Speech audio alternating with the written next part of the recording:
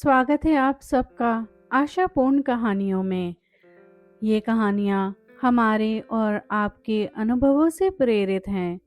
छोटी सी आशा भी बड़े से बड़े संघर्षों को पार कर हमें परमात्मा से जोड़ सकती है। आज की आशापूर्ण कहानी का नाम है मेहनत की कमाई। सुंदर दिल्ली में ऑटो रिक्शा चलाता था। ऐसे तो वह यूपी में गोंडा शहर से था, पर कमाई करने के लिए अपनी पत्नी और एक बेटे के साथ दिल्ली में रहता था।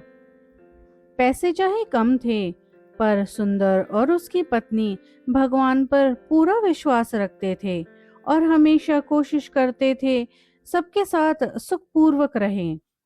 सुंदर हमेशा ऑटो चलाते हुए राधा जाप चला देता और बस लगता था उसी से ताकत पाता था। सुंदर और उसकी पत्नी कुछ समय से डबल काम कर रहे थे ताकि सुंदर की बहन की शादी में पैसों की कोई कमी न पड़े।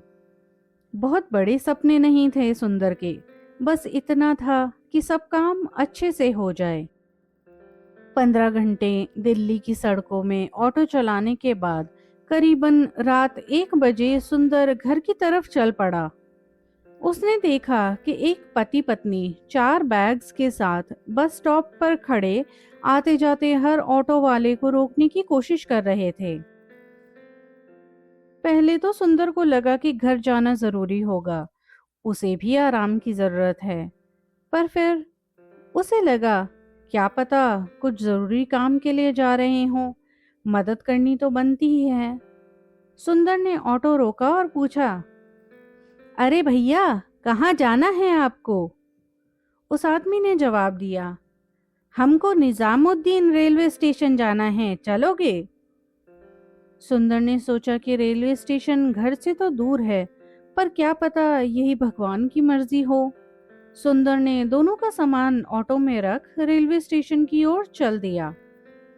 रास्ते में सुंदर ने यूं ही पूछा, घर जा रहे हैं या घर से वापस आ रहे हैं? वे आदमी थोड़ा चिंता में था और वह बोला, अरे वो हमारी बहन की बेटी की शादी है, उसी के लिए जा रहे हैं।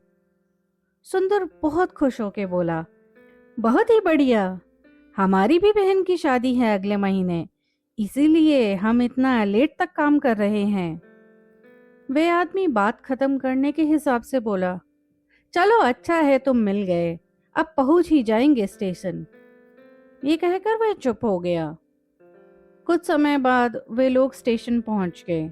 सारा सामान निकाल अपना पैसा लेकर सुंदर घर की तरफ चल दिया। तभी उसे ऑटो में पीछे से कुछ खनखनाने की आवाज सुनाई दी। उसने ऑटो रोककर चेक करना चाहा तो देखा, जिन पति पत्नी को उसने स्टेशन छोड़ा था, उनकी पत्नी का पर्स गलती से ऑटो में ही छूट गया था। सुंदर ने पहचान या कोई पता ढूंढने के लिए पर्स खोला तो उसमें कुछ सोने चांदी के गहने और करीब 50,000 रुपए रखे थे। सुंदर घबरा गया और सोचने लगा, हे भगवान, उन बेचारों का क्या हाल होगा जब पता लगेगा कि पैसा ऑटो में ही छूट गया।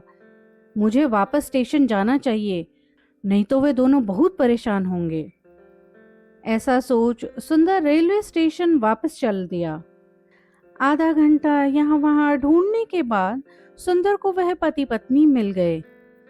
उनको तो अंदाजा भी नहीं था कि पत्नी का पर्स गलती से पीछे छूट गया। सुंदर ने उस आदमी को पर्स वापस दिया और धीरे से बोला, भाई साहब, ये मैडम जी गलती से भूल गई थी ऑटो में, ध्यान रखिएगा, बहुत जरूरी सामान है, हमने किसी चीज को हाथ नहीं लगाया। हैरान उस पति पत्नी ने पर्स वापस लिया। एक ओड़ में बैठकर दोनों ने चेक किया कि पैसा और ज्वेलरी पूरी है या नहीं। संतुष्टि पाकर दोनों सुंदर को धन्यवाद बोलने के लिए आए। हम दोनों तुम्हारे बहुत आभारी हैं, तुम बहुत अच्छे इंसान हो, वरना कोई और होता तो लेकर भाग जाता। तुमने कहा था कि तुम्हारी भी बहन की शादी है। इस पर सुंदर ने तुरंत जवाब दिया, जी, मेरी बहन मेहनत की कमाई में शादी करेगी तो हम सबको बहुत खुशी होगी। हम राधा रानी के भक्त हैं। हम किसी और की बहन के साथ में बुरा नहीं कर सकते।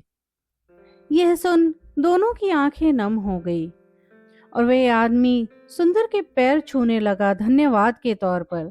सुंदर ने तुरंत उनको रोका। उन पति पत्नी के लिए तो सुंदर भगवान के रूप में आया था, उन्हें संकट से बचाने के लिए। क्या आप भी कभी अपने जीवन में ऐसे सुंदर जैसे लोगों से मिले हैं? अगर हाँ, तो प्लीज कमेंट जरूर करिएगा और लाइक, शेयर, सब्सक्राइब करना बिल्कुल मत भूलिएगा। धन्यवाद। जय श्री राम।